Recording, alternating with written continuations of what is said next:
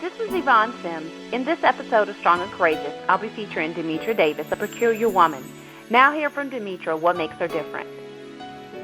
My name is Demetria Monique Davis, and I would say an adjective that describes me, I would say peculiar.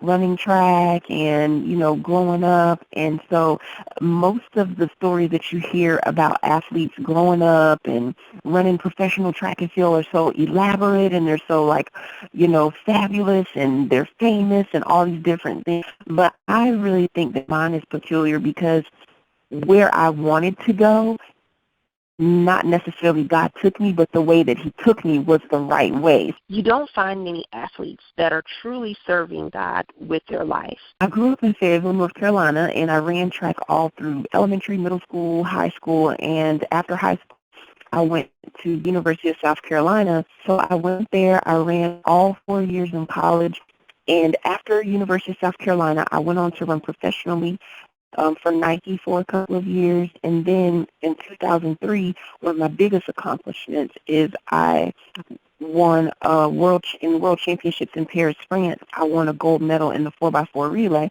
So that's kind of the background of what type of athlete I am. I ran the 400, and I would run the 200 sometimes. But I have my gold medal in the 4x4, which is each person runs one leg, one lap around the track. I was always a really serious athlete. So everyone was always like, oh, my gosh, she's just so mean. But I'm definitely not a mean person. When I was in college, I was still the same serious athlete. But somehow in college, I picked up the name Mama D. And I picked up the name Mama D is because I love to cook. A lot of my teammates called me Mama D, I guess from cooking so much. When I look back over, is that the relationship that I thought that I had with God, I didn't have what I really thought I had. So, for instance, when I went to college, I used to go to church. Every Sunday, if we were there, I would go to church because I knew my dad was going to call and say, hey, did you go to church? And I would be able to say, yep, I went to church. And so I carried myself like a regular young lady.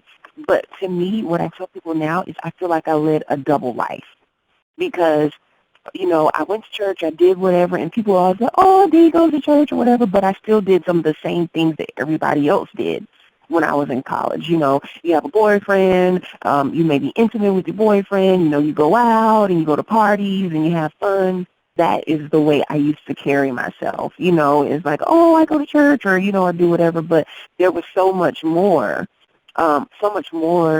going on with me than that. I began to experiment and indulge in self-pleasure, pleasing myself frequently. I would do it like all of the time. I would indulge in self-pleasure like every night, sometimes even during the day.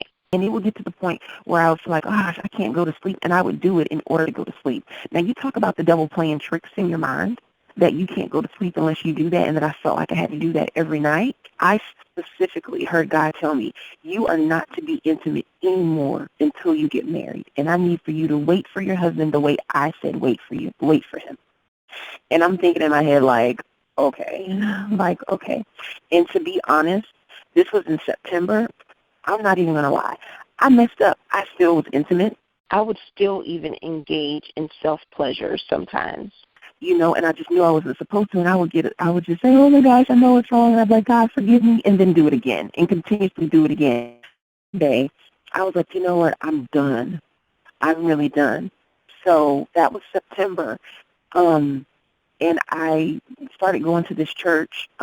Before then, I was going to this one church, and I heard God tell me. Now, this is the first time I'd ever really heard God really speaking to me, and I was sitting in the church that I used to go to, and I heard God say, you need something different because this right here isn't doing anything for you. This church isn't doing anything for you. You're not learning anything. You're not growing. So one of my friends that was training, she told me about this pastor that used to run track. And she was like, yeah, he's a pastor. I was like, yeah, you go visit his church. And I was like, okay, I'm just going to go visit and support him. So I went. And it was totally different from what I was used to because I was raised in Methodist. and it was totally different. They were worshiping, they were standing up, they were clapping their hands, they were speaking out loud, like, hallelujah, and it was different for me. Well, I still kept making excuses until, again, I heard God say, so you'll pay $20 to get into a club that's gas money, but you won't drive over there. And I was like, okay. I began to go to the church, and after a while, I was sitting in my seat clapping. Then I would stand up and clap. Then I would stand up and worship, and it just became a home for me. I took a class there called Making Peace with Your Past and really grow, and I was being groomed as a leader, and so that was my call. My call was God telling me, you can't be intimate anymore. Yes, you have to make a decision. I'm telling you, I would I would literally have sex, get in the shower, and say, God, please help me. I won't do it again. I even said to God, okay, if you let me do it one more time, I won't do it again, and would continue to do it. That bold. Yes, I was that bold until God was like, no. And I remember when I really made my mind up, and this one guy, I told him, I said, I can't be intimate with you because I'm not being intimate until I get married. He said, well, I can't be your friend. We can't talk anymore. And I said, okay. When God told me that, I didn't even have the urge to participate in self-pleasure anymore. I mean, he totally took the taste out of my mouth. Well, dealing with constant rejection, when God's told you, you're not to be intimate until marriage, and then you get rejected by men, and how do you deal with waiting until you get married? I can only speak from experience. There was an unmarried group at the church, and one day they said, all the unmarried, we're going to meet at the church, and we're just going to do a round table and just talk about different issues. So it was a bunch of us unmarried sitting there talking, and people were talking about real issues, masturbation, waiting, boyfriends, dating, and so many different other things. And I think that's one of the problems that happens is in church, people frown upon talking about the real issues and being raw. And really, because there are women that need this. There are unmarried women that have questions and what to do. So for me, what I did was I just started, surrounding myself with people who were very positive. I mean, I don't know. When I made up in my mind and in my spirit, God really kept me. I think what happens is when you show the men that you're serious, you're serious. December of 2007, I actually met my husband. I would say every day we talked on the phone.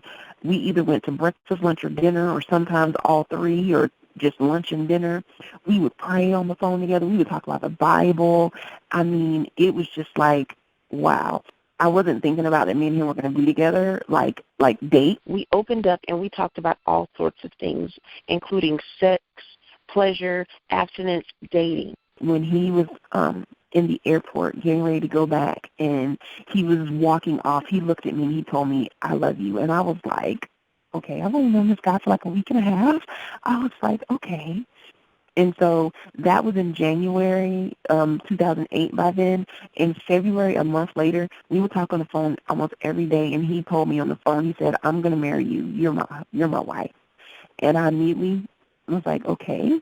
Got off the phone, I prayed, and I asked God, I said, listen, if he's the one, keep him in my life. If he's not, take him out because I don't have time.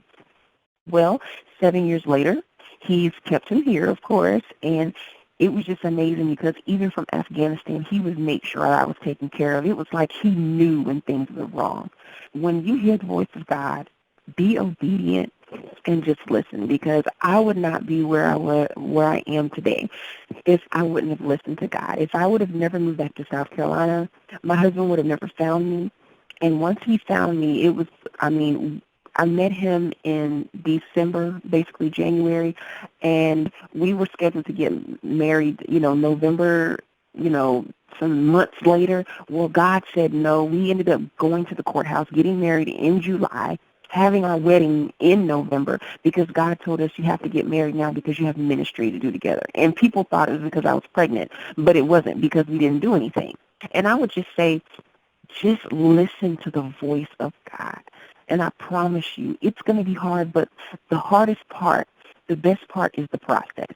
It's not the goal, but it's the process. If you can get through the process, then you're fine. The goal will be there because the provisions are on the other side of the process. Thank you for listening to this episode of Strong and Courageous. I'm your host, Yvonne Sims. To hear more stories of strength and courage, visit my website at YvonneSims.com or my Facebook page at Yvonne Sims. Until next time, beloved, be strong and courageous.